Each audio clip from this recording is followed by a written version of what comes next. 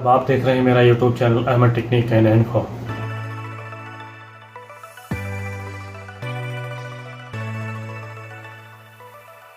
एक वैक्सीन लेने के बाद में किसी कोरोना इन्फेक्टेड आदमी के टच में आ जाए तो क्या करना होगा। वैक्सीन लगने के बाद में अगर किसी को कोरोना हो जाता है तो उसको दूसरी वैक्सीन की डोज कब मिलेगी। और यहाँ पर एक बड़ा मजेदार सवाल भाई ने पूछा था कि क्या मुझे मछली खाने से एलर्जी है तो क्या मैं वैक्सीन ले सकता हूँ। तो उसका जवाब जो सेहती ने दिया है वो भी मैं आपको दिखाऊंगा। अपॉइंटमेंट का अभी क्या रूल है, किन लोगों को अभी अपॉइंटमेंट मिल रहा है और किन को नहीं मिल रहा है, किन लोगों को एस्ट्राजेनेका मिल रहा है, किन लोगों को फाइजर मिल रही है, फाइजर किन लोगों को नहीं दी जा रही है, विदाउट अपॉइंटमेंट वैक्सीन कैसे मिलेगी और उसके रूल क्या है और क्या ये हर जगह अवेलेबल है और कहां कहां पर अवेलेबल है। तमाम चीजों को हम इस वीडियो में देखेंगे। लेकिन उससे पहले अगर आपने मेरे चैनल को सब्सक्राइब नहीं किया है तो सब्सक्राइब करें, बेल आइकन जरूर दबाएं ताकि आपसे कोई अहम इन्फॉर्मेशन छूटे ना। तो सबसे पहले तो ये देख लेते हैं कि अगर किसी ने एक वैक्सीन ली है और फिर वो किसी कोरोना इन्फेक्टेड आदमी से टच में आता है तो उसके रूल क्या है और उसको क्या करना होगा। तो सबसे पहले तो आप ये समझ लीजिए कि अगर कोई किसी कोरोना इन्फेक्टेड आदमी के टच में आता है और इसकी शर्त यह है कि 15 मिनट से ज़्यादा वो टच में रहना चाहिए और 2 मीटर के कम के फासले। ध्यान रहे ये चीज़ें तभी लागू होंगी, ये रूल तभी आप पर अप्लाई होंगे जब आपने एक वैक्सीन ली हो और आपका 14 दिन नहीं गुजरा हो। 14 दिन से पहले ही आप किसी के टच में आ गए हों और आपके अंदर वो सिम्टम्स दिखने लगते हैं कोरोना के, यानी खांसी बुखार जुकाम वगैरह जो नॉर्मल सिम्टम्स हैं वो अगर दिखने लगते हैं टच में आने के बाद में तो आपको 10 दिनों तक क्वारंटाइन रहना होगा।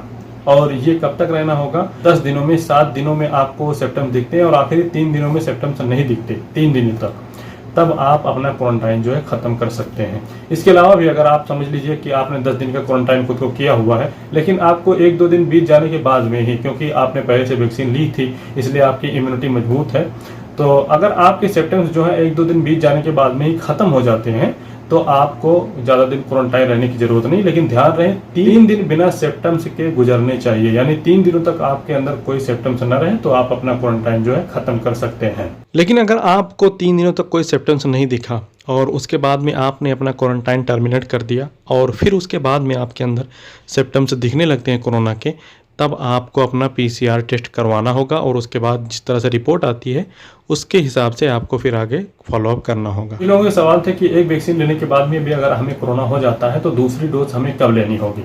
तो आप लोगों को पता होगा जिन लोगों को कोरोना हो जाता है और वो रिकवर हो जाते हैं तो वो इम्यून गिने जाते हैं।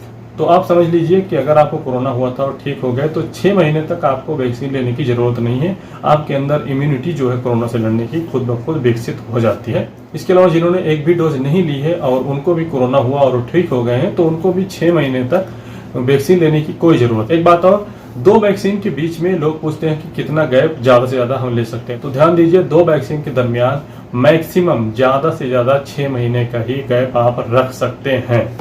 और एक सवाल और जो भी मैंने बताया आप लोगों को कि एक भाई ने पूछा था कि मुझे मछली खाने से एलर्जी है तो क्या मैं वैक्सीन ले सकता हूं। तो उसका जवाब यहाँ पर सेहती की तरफ से दिया गया है कि अगर आपको ज्यादा हाइपर सेंसिटिविटी है, ज्यादा आपको एलर्जी होती है तो आप वैक्सीन जो है ना लें। यह जिन लोगों ने वैक्सीन ले ली और वैक्सीन लेने के बाद उनको अपनी हाइपर सेंसिटिविटी के बारे में पता चला एक वैक्सीन लेने के बाद, तो वो दूसरी वैक्सीन को छोड़ भी सकते हैं। ये हो गया। आप देख लेते हैं वैक्सीन के अपॉइंटमेंट का अभी नया सिस्टम क्या चल रहा है। समझ लीजिए कि अभी 30 के ऊपर वाले टारगेट पर हैं।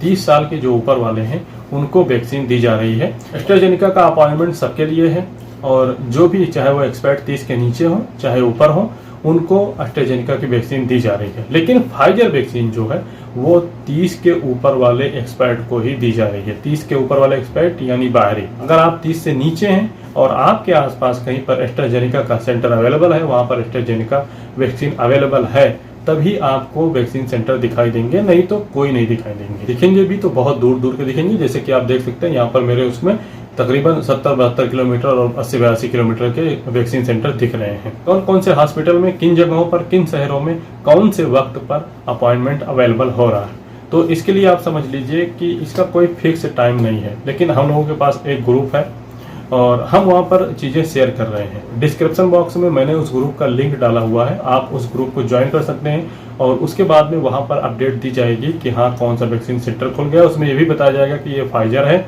या एस्ट्राजेनेका, तो आप लोग उसको ज्वाइन कर सकते हैं। लेकिन ध्यान रहे फाइजर वैक्सीन जो है 30 के नीचे वालों के लिए अभी अवेलेबल नहीं है, स्पेशली रियाद में।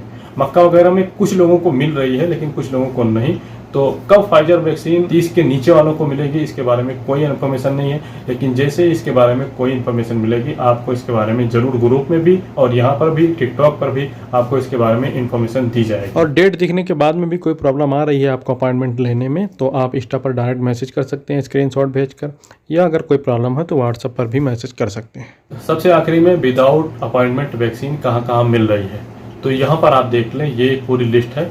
यहाँ पर ये सेंटर्स हैं। मैं आपको यहाँ पर बता देता हूँ। इसमें है सबसे पहले किंगडम टावर यानी जिसको ममलका कहते हैं, गेट नंबर 5 अपोजिट रेस्टोरेंट, ये रियाद वालों के लिए है। इसके अलावा रियाद पार्क गेट नंबर 7 पर, नकील मॉल गेट नंबर 6 और 7 पर, शहरी मॉल गेट नंबर 10 और हयात मॉल गेट नंबर 2 पर।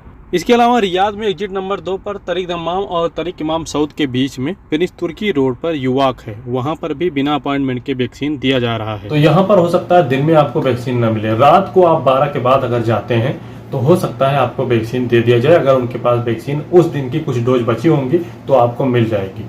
तो ध्यान रहे आउट अपॉइंटमेंट वैक्सीन के लिए आप जाएं तो आप अपनी टाइम जो है खराब करके वहां पर न जाएं।